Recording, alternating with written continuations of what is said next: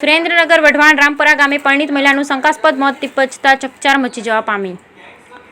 સુરેન્દ્રનગર શહેર અને જિલ્લામાં અવારનવાર સાસરિયામાં પરિણીત મહિલાઓના શંકાસ્પદ મોત સાસરિયામાં પરિણીત મહિલાઓના શંકાસ્પદ મોત નિપજવાની ઘટનામાં નોંધપાત્ર રીતે વધારો થવા પામ્યો છે। ત્યારે સુરેન્દ્રનગર જિલ્લાના વઢવાણ તાલુકાના રામપરા ગામે પરિણીત મહિલાનું શંકાસ્પદ મોત નિપજતા ચકચાર મચી જવા પામી અને પરિવારમાં શોકનો માહોલ છવાઈ જવા પામ્યો। વધુ વિગત મળતી માહિતી મુજબ સુરેન્દ્રનગર વઢવાણ નવા દરવાજા પાસે રહેતી ઉષાબેનને વઢવાણ તાલુકાના રામપરા ગામે પરણાવી, જેઓએ વારંવાર સાસરિયા પક્ષ દ્વારા ઉષાબેન સાથે મારકૂટ, ઝઘડા સહિત માનસિક ત્રાસ આપતા હોવાનું મૃતક દીકરીના પરિવારજનોએ આક્ષેપ કર્યા અને અમારી દીકરીને મારી નાખવામાં આવી એટલે અમને ન્યાય નહીં મળે ત્યાં મૃતક ઉષાબેનની ડેડ બોડી સ્વીકાર કરશો નહીં તેવી પરિવારના સભ્યોએ ચીમકી ઉચ્ચારી। અમારી દીકરીએ આત્મહત્યા નહીં પણ હત્યા થઈ હોવાનું પરિવારજનોએ જણાવ્યું।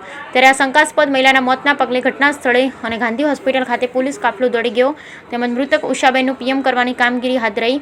હાલ તો આ મૃતક મહિલાનો પીએમ રિપોર્ટ અને પોલીસ તપાસ બાદ સાચી હકીકત બહાર આવશે કે પરિણીત મહિલાની હત્યા થઈ કે આત્મહત્યા। બ્યુરો રિપોર્ટ મહેશભાઈ ઉતર્યા, સુરેન્દ્રનગર।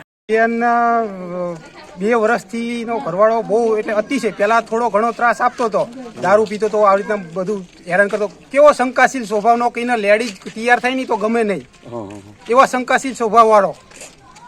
એના મા બાપને મારે, એના મા બાપ એના કુટુંબમાં કોઈને સાંભળતો નથી, બધાને મારે, બધા બિયા નથી, એટલો માથા ભારે છે। આમ શું આની જાણ કેવી રીતે તમને થઈ? મને અહીંયાથી એમના ભાઈ નાનાનો ફોન આવ્યો, પછી આપણા પોલીસે ફોન કર્યો કે આવી રીતના બનાવ બન્યો છે કે તમારી બેન છે। તો શું લાગે છે તમને?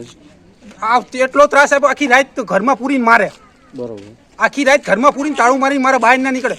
એના સાસુ સસરા થોડાક દૂર રહે છે તો એ જોવા નથી આવતા।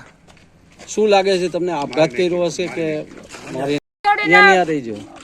અવારનવાર ત્રાસ આપતા હતા આવી રીતે, અને દારૂ પીને તોફાન કરતો હતો, મારતો હતો, આખા ગામના કહેતા ગુંડો હ।